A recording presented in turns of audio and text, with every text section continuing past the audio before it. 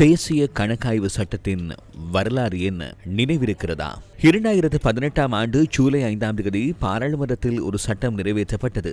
அது தேசிய கணக்காய்வு சட்டம். எமது நாடு வங்குரோத்து அடைவதற்கு முக்கிய காரணங்களில் ஒன்று நிதி ஒழுக்கம் இல்லாமையாகும். மேலும் அமைச்சுக்கள் உட்பட நாட்டில் பொதுநிதியை பயன்படுத்தும் நிறுவனங்களின் கணக்காய்வு அதிகாரிகள் பொதுநிதியை தவறாக பயன்படுத்தினர் அல்லது பொது சொத்து தவறாக பயன்படுத்தப்படும் வரை அதனை காணாதது போல் இருந்தமை அல்லது அதற்கு உடந்தையாக இருந்தமையே இதற்கான காரணமாகும். அத்துடன் நிதி மோசடி தொடர்பிலான விசாரணை செய்யும் மற்றும் ஊழல் மோசடிகளுக்கு எதிராக செயற்படும் நிறுவனங்களின் கணக்காய்வு அதிகாரிகள் நிதி மோசடிக்காரர்களின் அடிமைகளாக மாறிய சந்தர்ப்பங்களும் இருந்தன. லலித் அம்பன்வல மீதான அமில தாக்குதல் நினைவிருக்கிறதா? 2002ஆம் ஆண்டு அவர் அவ்வளவு கடுமையான அமில தாக்குதலுக்கு ஆளான போது கணக்காய்வு அதிகாரி லலித் அம்பன்வல மத்திய மாகாண கல்வி திணைக்களத்தில் கணக்காளராக பணிபுரிந்தார்.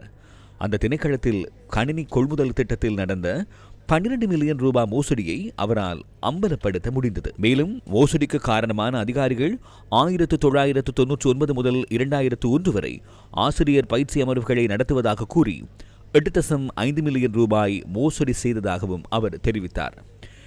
2002ஆம் ஆண்டுக்கு முன்பு கண்டியில் இருந்த முன்னாள் கல்வி பணிப்பாளரும் தலைமை கணக்காளரும் இந்த மோசடியில் ஈடுபட்டதாக லலித் அம்பன்வல தெரிவித்தார்.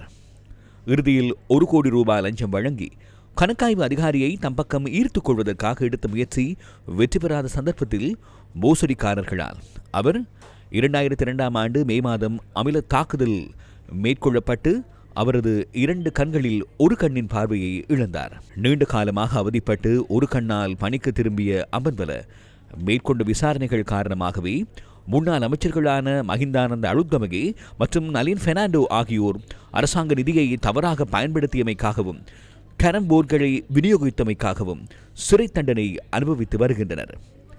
2021ஆம் ஆண்டு மே மாதம் 14ஆம் தேதி அவர் மரணிப்பதற்கு முன்பே விவசாய அமைச்சில் அதிக வாடகைக்கு ஒரு கட்டடத்தை வாடகைக்கு எடுத்தமை மற்றும் அரசு அச்சக கூட்டுத்தாபனத்தில் அச்சு இயந்திரங்களை பழுது பார்க்கும் போர்வையில் 41 மில்லியன் மோசடி போன்ற சம்பவங்களை வெளிப்படுத்தியிருந்தார்.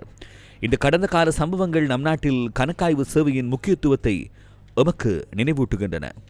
நாட்டில் வேரூன்றிய ஊழல் மோசடியை எதிர்த்து போராட கணக்காய்வு செயல்முறையை வலுப்படுத்துவதும் மேலதிக கட்டணம் விதிக்கும் அதிகாரத்தை கணக்காய்வாளர் நாயகத்திற்கு வழங்குவதும் அவசியம் என்பதை நாங்கள் அன்றிலிருந்து தொடர்ச்சியாக சுட்டிக்காட்டி வருகிறோம். அப்போது இருந்த கணக்காய்வு தொழிற்சங்கங்கள் மற்றும் சிவில் சமூக அமைப்புகள் இதற்காக இணைந்தன. இந்த செல்வாக்கினால் 2018இல் தேசிய கணக்காய்வு சட்டம் நடைமுறைக்கு வந்தது. நிதிமுறைகேடுகளில் இழந்த பணத்தை மீட்டெடுக்க நிதிமுறைகேடுகளுக்கு பொறுப்பான அதிகாரிகள் மீது மேலதிக கட்டணம் விதிக்கப்பட வேண்டும் என்று 2018 கணக்காய்வு சட்டம் முன்மொழிந்ததுடன் அதனை விதிக்கும் அதிகாரம் கணக்காய்வாளர் நாயகத்திற்கு வழங்கப்பட வேண்டும் என்று அதில் குறிப்பிடப்பட்டிருந்தது. நட்டங்கள் ஏற்படும் போது அவற்றை அறவிடுவதற்கான அதிகாரம் என்றால் என்ன? இது ஒருவருக்கு அதிகமாக செலுத்தப்பட்ட தொகையை மீட்டெடுப்பது அல்லது சம்பந்தப்பட்ட நபரால் அரசாங்கத்திற்கு ஏற்பட்ட இழப்புக்கான இழப்பீடு ஆகியவற்றை குறிக்கிறது. இந்நிலையில் சட்டம் நிறைவேற்றப்பட்டதா? இல்லை. ஆனால் அப்போதைய ஆட்சியாளர்கள் இந்த மேலதிக கட்டணம் விதிப்பது குறித்த இறுதி முடிவை அமைச்சுக்கள் மற்றும் திணைக்களங்களின் தலைவர்களுக்கு வழங்கும் திருத்தத்தை நிறைவேற்றினர். சம்பந்தப்பட்ட நிறுவனங்களின் தலைவர்கள் பொது பணத்தை செலவிடுவோர் என்றால் அந்த செலவினத்தில் உள்ள வீண் செலவுகள் மற்றும் ஊழலை விசாரித்து அவர்கள் மீது மேலதிக கட்டணம் விதிக்கும் அதிகாரத்தை அதே தலைவருக்கு வழங்குவது திருடர்களை பாதுகாப்பதற்கான நடவடிக்கையாகும். எனவே எதிர்பார்க்கப்பட்டவை இடம்பெறவில்லை. அந்த நிகழ்வுகளுக்கு பின்னர் நாடு வங்குரோத்து அடைந்தது. நேற்று இந்த செயல்முறையை வலுப்படுத்த திருத்தங்களுடன் தேசிய கணக்காய்வு திருத்த சட்டம் பாராளுமன்றத்தில் நிறைவேற்றப்பட்டது. நேற்று நிறைவேற்றப்பட்ட தேசிய கணக்காய்வு திருத்த சட்டம் மேற்பார்வை மறு ஆய்வு குழுவை மிகவும் பயனுள்ளதாகவும் சுதந்திரமாகவும் மாற்றியுள்ளது. நீதிமன்றங்களுக்கு மேலதிகமாக கணக்காய்வாளர் அளித்த பரிந்துரைகளை கருத்தில் கொள்ளும் போது தகவல்களை வெளியிடும் அதிகாரம் 2018ஆம் ஆண்டு கணக்காய்வு சட்டத்தின் பிரிவு 19இல் குறிப்பிடப்பட்டுள்ளமை கமைய மேற்பார்வை மறு ஆய்வு குழுவிற்கு வழங்கப்பட்டுள்ளது. கணக்காய்வு திணைக்களத்தின் சேவையின் இறக்கைகளை வெட்டி இறக்கைகள் அல்லாமலே அன்று கணக்காய்வு சட்டத்தை நிறைவேற்றினார்கள். இன்று அந்த பிரிவுகளை வலுப்படுத்தியுள்ளோம். இப்போது இந்த சட்டத்தின் கீழ் கணக்காய்வாளருக்கு தான் கண்டுபிடிக்கும் விடயங்களை ஒரு குறிப்பிட்ட செயற்பாட்டு நிறுவனத்திற்கு பரிந்துரைக்க அதிகாரம் பெற்றுள்ளார். மேல்நிலை மறு ஆய்வுக்குழு ஒரு சுயாதீன நிறுவனமாகும். இது அரசியலமைப்பு பேரவையினால் நியமிக்கப்படுகின்றது. முதன்முறையாக கணக்காய்வாளர் அதனை நியமிக்கும் சட்டமன்றத்திற்கு பரிந்துரைக்கும் அதிகாரத்தை பெற்றுள்ளார்.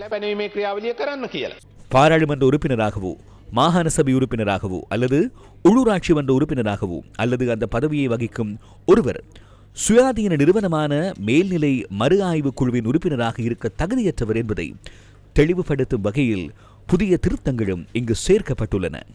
இருப்பினும் மக்கள் கோரிய மிக முக்கியமான விடயம் நாட்டில் ஊழல் மற்றும் மோசடியை சுற்றி வேலி அமைப்பதாகும். இதற்கான முக்கிய நிறுவனம் கணக்காய்வாளர் உள்ளிட்ட கணக்காய்வு பொறிமுறையாகும். எனவே முன்னைய அரசாங்கத்தின் போது தயாரிக்கப்பட்ட வரைவுகள் ஏற்றுக்கொள்ளப்பட்ட திருத்தங்களின் அடிப்படையாகும்.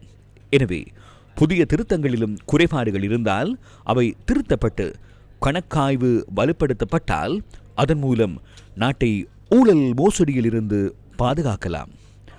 மக்கள் வழங்கிய 3/2 அதிகாரம் அதற்காக பயன்படுத்தப்பட வேண்டும் என்பதே மக்களின் எதிர்பார்ப்பாகும்.